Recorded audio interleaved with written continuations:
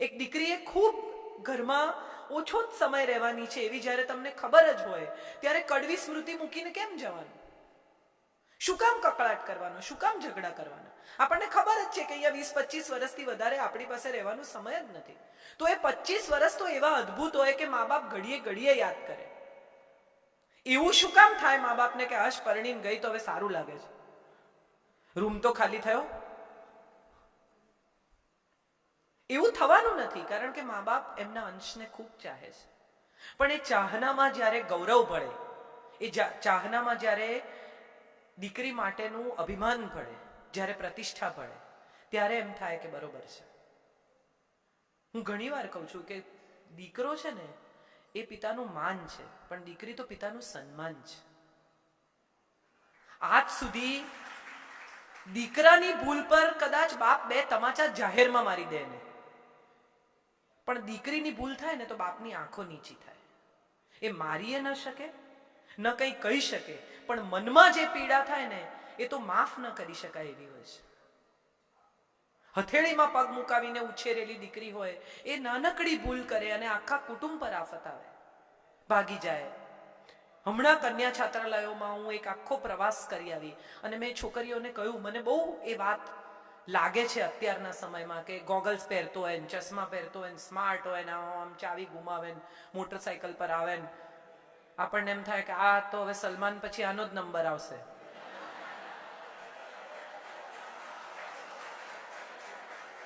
પણ સાહેબ તમે સમજો એક મહત્વની વાત, કે આટલો રૂપાળો છે, આટલો દેખાવડો છે, આટલો સફળ છે, પણ સલમાનના લગ્ન નથી થતા.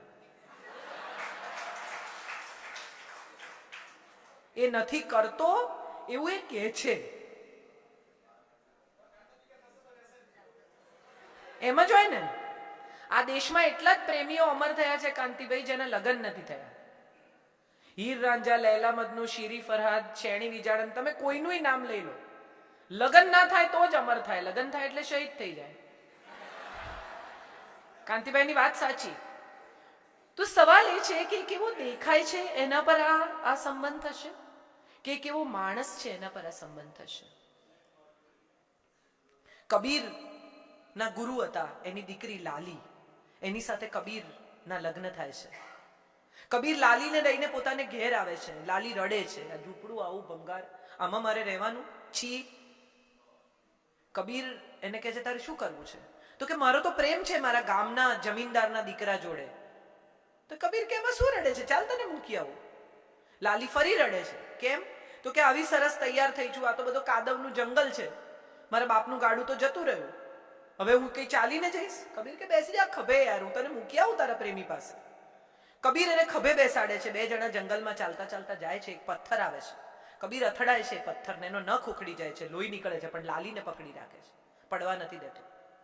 થોડા આગળ જાય છે એટલે લાલી ફરી રડે છે કે મને નીચે ઉતારો. એટલે નીચે ઉતારે છે કે મને નથી જવું. કબીર કે હમણાં જવા રડતી હતી, હવે નથી જવા રડે છે, મને સમજાવ તને શું થાય છે. અને ત્યારે લાલી એને એમ કહે છે કે જે મને બીજાને સોંપવા માટે આટલી સાચવીને લઈ જાય છે, હું જો એની જોડે રહીશ આખી જિંદગી તો મને કેટલું સાચવશે. નથી જવું મારે તો તારી જ સાથે રહેવું છે.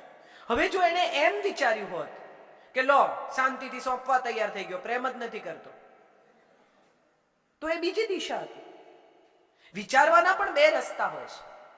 એક પિતા ચીડાય છે, એક માં વઢે છે.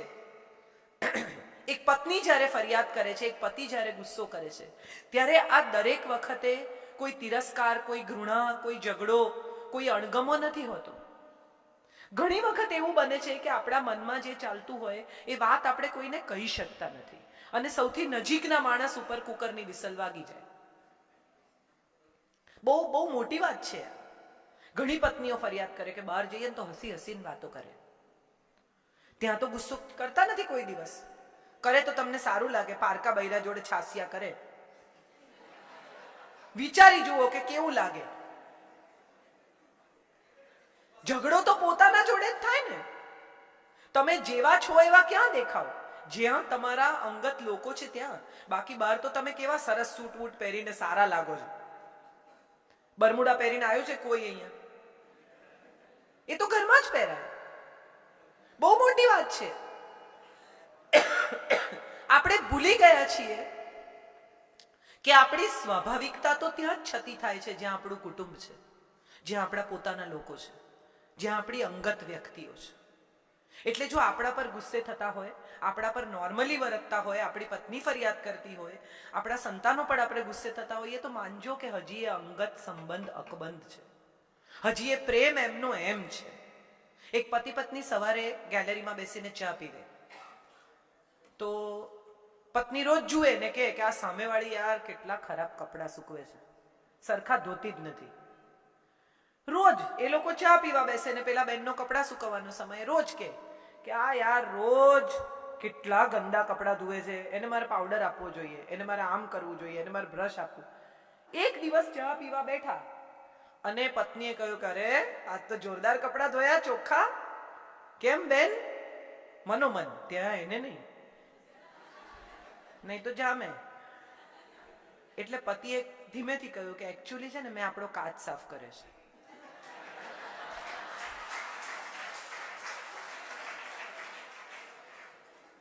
સંબંધોમાં પણ આવું જોઈએ છે. સામેવાળાના કપડાં કદાચ મેલા ન હોય, આપણો કાચ કાળો હોય, એટલે કાચ સાફ કરવો, પછી નક્કી કરવું કે સામેવાળાના કપડાં મેલા છે કે નથી. એક છેલ્લી વાત કહીને મારી વાત પૂરી કરું, મારે નીકળવાનું છે. મને બહુ મજા આવી હોત તમારી સાથે વાત કરવાની, પણ થોડો મોડો આ કાર્યક્રમ શરૂ થયો, મારે આગળ બીજા કાર્યક્રમ છે, સો સોરી. પણ એક છેલ્લી વાત મને બહુ જ તમારી સાથે શેર કરવી છે. એક પરિવારમાં એક દાદા બીમાર પડ્યા, એટલે બધા સંતાનો ભેગા થઈ ગયા, બધા પાસે આવી ગયા. ખબર છે કે દાદાને ઘર બોલે છે, ગંગાજળ પીવડાવ્યું છે, શ્વાસ ઉફણાય છે, અને દાદાએ પૂછ્યું કે મોટો ક્યાં છે? એટલે તરત મોટો દીકરો આવ્યો કે અહીંયા આ રહ્યો બાપુજી, અહીંયા તમારી પાસે. આમ હાથ પકડી લીધો કે વચલો. એટલે બિચારો વચલો દીકરો આવ્યો, એને હાથ પકડ્યો કે હું આ રહ્યો બાપુજી, બાપુજી હલો, આ રહ્યો. કે નાનો, એટલે નાનો આવ્યો, એને પગ પકડ્યા કે બાપુજી આવી ગયો, આ રહ્યો. કે મૂર્ખાઓ, દુકાને કોણ છે?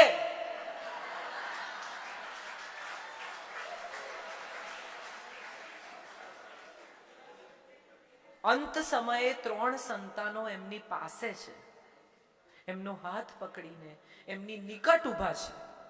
એ વાતનું સુખ નથી. જે દુકાન એમણે મૂકીને જવાની છે, જે દુકાન સાથે એમને કોઈ નિસ્બત હવે થોડી ક્ષણો પછી રહેવાની નથી, એ દુકાન પર કોઈ નથી, એની એમને ચિંતા છે. આપણે બધા જ કદાચ આવી જિંદગી જીવતા થઈ ગયા છે. જે આપણું નથી એમાં આપણી સંપૂર્ણ શ્રદ્ધા છે, એમાં આપણો સંપૂર્ણ રસ છે, એમાં આપણું સંપૂર્ણ આકર્ષણ છે. કેટલા બધા લોકોને અભિભૂત થઈ જાય કોઈ અંગ્રેજી સારું બોલતું હોય તો. મને સારું અંગ્રેજી નથી આવડતું એ વાતે મેં કેટલા બધા લોકોને મૂંઝાતા જોયા છે. દુખી તો ત્યારે થવું જોઈએ જ્યારે આપણને સારું ગુજરાતી બોલતા ના આવડે. એ આપણી ભાષા છે. સારું ફ્રેન્ચ બોલતા ના આવડે તો કોઈ દુખી થાય છે, સારું જર્મન બોલતા ના આવડે તો કોઈ દુખી થાય છે. તો અંગ્રેજીમાં એવું શું દાટ્યું છે કે આપણને અંગ્રેજી ના આવડે તો દુઃખ થાય? એવા કેટલા લોકો હું તમને બતાવું તમારા જ પરિવારમાં, તમારા જ સમાજમાં, કે જેને અંગ્રેજી નથી આવડતું અને એને કરોડો રૂપિયાના દાન કર્યા છે. શું ફરક પડે છે? લઘુતા ગ્રંથિમાંથી નીકળીને કદાચ હવે આપણે આપણા ગુજરાતીપણા, આપણા પાટીદારપણાને ઉજવવાનો સમય શરૂ થયો છે. અને એ એટલા માટે ઉજવાવું જોઈએ કે આ સિસ્ટમ તમે ચાલુ રાખી છે. આ છાત્રાલયો, આ સ્કૂલો, કેટલું દાન, હોસ્પિટલ્સ, તમે જુઓ કેટલું કામ થાય છે. અને આ જે કામ થાય છે એ માત્ર સમાજ માટે નથી. તમારી હોસ્પિટલ્સમાં, તમારી સ્કૂલ્સમાં એવું ક્યાંય નથી કે માત્ર પટેલ છોકરાને પ્રવેશ મળશે. તો આ જ કુટુંબ છે. સર્વેને સ્વીકારીને આગળ વધતા રહેવું, એ જે નિયમ પહેલેથી દાખલ થયો, એ જ પાટીદારનો કે એ જ વિશ્વનો નિયમ છે. કુટુંબ એ કોઈ 4 માણસથી બનતું, 8 માણસથી બનતું, 15 માણસથી બનતું કોઈ નાનકડું યુનિટ નથી. તમારા કુટુંબમાં તમે જેટલા લોકોને સમાવવા માંગશો એટલાને સમાવી શકશો. સવાલ માત્ર એટલો છે કે એકબીજા પરત્વે કાળજી હોય, એકબીજાની ચિંતા હોય, એકબીજા માટે માન હોય. કેટલા બધા લોકોને હું એવા જોઉં છું કેમ કે મારી સાથે ખરાબ રીતે બોલે, પણ તમે કઈ રીતે વાત કરો છો એ પણ સમજવાની વાત છે. સૂરજ ખોટો પહેલો જ કાળી 5 હોય એટલે એમણે કાળી 7માં જ જવું પડે, બીજો એમની પાસે રસ્તો જ નહીં. બહુ બહુ મજાની વાત છે સાહેબ, આપણે બધા અપ્રુવલની સોસાયટી પર જીવતા થઈ ગયા છે. બીજા કે તો સારા, બીજા કે તો પૈસાવાળા, બીજા કે તો સોફિસ્ટિકેટેડ, બીજા કે તો રૂપાળા, બીજા કે તો સ્ટાઇલિશ. અને એનો સૌથી મોટો દાખલો એ છે કે આપણા ઘરના ઉત્તમ કાચના વાસણો બીજા લોકો માટે છે. આપણે કોઈ દિવસ જાતે સારી ક્રોકરી કાઢીને જમ્યા છીએ? એક ભાઈ, તમે તો બધા જમીન સાથે જોડાયેલા લોકો છો, તમને ખબર છે કે ખાતર કાઢવું ખાડામાંથી એ કેટલું અઘરું છે. હાથ બાદ બળે, ગરમી લાગે, માનસિક ત્રાસ થાય. જેને કાઢ્યું હશે એને ખબર હશે, નવી પેઢીને તો કદાચ નહીં ખબર હોય, પણ ખાતર કાઢવું કેટલું અઘરું છે. વાહ. તો એક ભાઈ બિચારા ખાતર કાઢીને ઘેર આવ્યા. એની પત્નીને કે જમવાનું પીરસ, એટલે પત્નીએ જમવાનું પીરસ્યું જૂની થાળીમાં, જે રોજિંદી.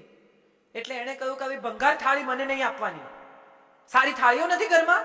તો કે છે ને, પણ મહેમાન માટે રાખી છે. એટલે એણે થાળીનો ઘા કર્યો સાહેબ, મગજ ગયું એનું એવું. એક તો ગરમી લાગેલી, થાક લાગેલો, ભૂખ લાગેલી, અને એમાં ગંદી થાળી પત્નીએ મૂકી કે ખાતર કાઢવા મહેમાન આવે છે, આ રોટલો તારો મહેમાન લાવે છે, આ વીજળીનું બિલ તારો મહેમાન ભરે છે, લાવ સારી થાળી, હું કમાઉં છું, મને સારી થાળી આપ. આપણે બધા જ દેખાડામાં કેવા પડી ગયા છીએ. કોઈ આવવાનું હોય તો કપડાં બદલીએ. શેને માટે? આજના સમયમાં ધીરે ધીરે જે દિશામાં જઈ રહ્યા છે ને, એ દિશા દંભની દિશા છે. નવો આરંભ કરવાનો છે, દંભ ભૂલી જવાનો છે. છોકરાઓને પાસબુક નહીં આપો ને તો ચાલશે, પણ એમને શ્વાસબુક જરૂર આપજો. એમને શીખવજો કે સુખી થવું એટલે પૈસા ભેગા કરવા નહીં. ઓછા પૈસામાં નાનકડું ઘર હતું ત્યારે વધારે પ્રેમ હતો. હવે કોણ કયા રૂમમાં છે ને એ જ ખબર નથી, બધા પોતપોતાના ટીવી જુએ છે. એક રસોડે જ્યારે બધા જમતા હતા એક જ સમયે, ત્યારે કેટલી બધી વાતો થતી હતી. હવે બધાના જમવાના પોતાના સમય છે. કુટુંબ એટલે જ્યાં સૌ એકબીજાની સાથે રહેતે.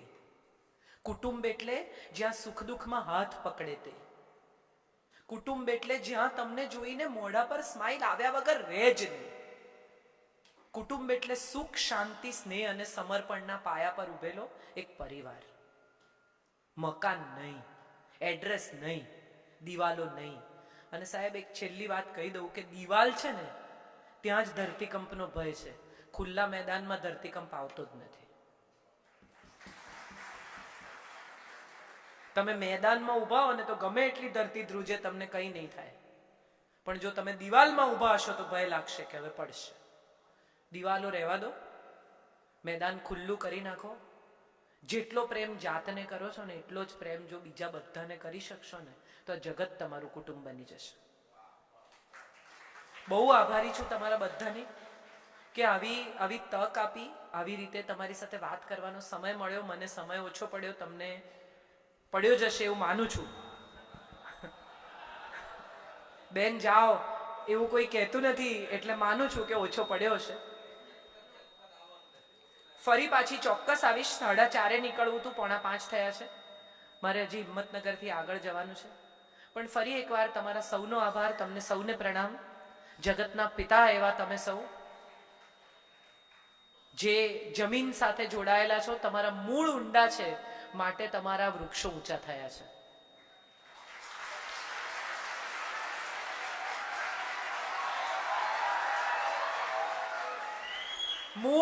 મૂળ જમીનમાં રાખજો. પગ જ્યાં સુધી જમીન પર હશે ને ત્યાં સુધી તમને કોઈ ઉખાડી નહીં શકે. જે દિવસે જમીનથી પગ અદ્ધર થયા ને એ દિવસે પડવાની બીક લાગશે. એટલે મૂળ તમે જમીનમાં ખોસી રાખશો ને દોસ્ત, તો પાંખો ગમે એટલી વિસ્તારશો તમને તકલીફ નહીં પડે. આપણે આપણા રૂટ્સ સાથે જોડાયેલા લોકો છીએ અને રૂટ્સ સાથે જોડાયેલા લોકોને જિંદગીમાં ક્યારેય તકલીફ પડતી નથી, કારણ કે એમને એમની જમીન, એમની જડ પકડી રાખે છે. બાપુની એક બહુ મજાની વાત છે. આમ જુઓ તો હરિલાલ બાપુનો પોતાનો દીકરો, બાપુએ કુટુંબ, આખી દુનિયાને કુટુંબ બનાવ્યું. જે રાષ્ટ્રપિતા કહેવાયા એનો દીકરો પોતાનો એની વિરુદ્ધ ગયો. જેને પ્રેમનો નમૂનો બનાવ્યો શાહજહાં, એનો દીકરો ઔરંગઝેબ પ્રેમના નામે ઝીરો, સંગીતના નામે ઝીરો, કલાના નામે ઝીરો. આવા તો બહુ કિસ્સા છે. પણ આ કિસ્સાઓ ત્યારે બને છે જ્યારે કુટુંબ ફેલ જાય છે, જ્યારે માણસ પોતાની નીચે, પોતાની આસપાસ, પોતાની દુનિયામાં જોવાનું ચૂકી જાય છે. તમારી દુનિયામાં જોતા રહેજો. મોદી સાહેબ નોટ કેન્સલ કરે એનાથી બહુ મોટો ફેર નહીં પડે, પણ આપણે જો વાલ કેન્સલ કરીશું ને તો ક્યાંક બહુ મોટો ફેર પડી જશે. એટલે સ્નેહ, સમર્પણ, સમજ, સન્માન, આ 4 વસ્તુ કુટુંબમાંથી કદી ઓછી ના થાય એવો પ્રયત્ન સૌએ કરવાનો. આ પેલા અત્તરના ટીપા જેવી કથા છે કે બાકીનાને એમ છે કે હું પાણી નાખીશ તો વાંધો નહીં આવે ને છેલ્લે ઓજ પાણીથી ભરાઈ જશે. પણ જો એમાં કોઈક 10 જણાએ બી અત્તરના ટીપા નાખ્યા હોત ને તો પાણી એ સુગંધી થયું હોત. એટલે આપણે કઈ નહીં તો પાણી સુગંધી કરીશું, પણ અત્તરના ટીપા જ નાખીશું પરિવારમાં, એવું નક્કી કરીએ. અને કુટુંબ જીવનને બહુ જ મહત્વ આપીએ. થોડા પૈસા ઓછા કમાઈશું તો ચાલશે, પણ સાંજના છેડે ઘેર પાછા ફરો ને તો એમ થવું જોઈએ કે હાશ આવી ગયા.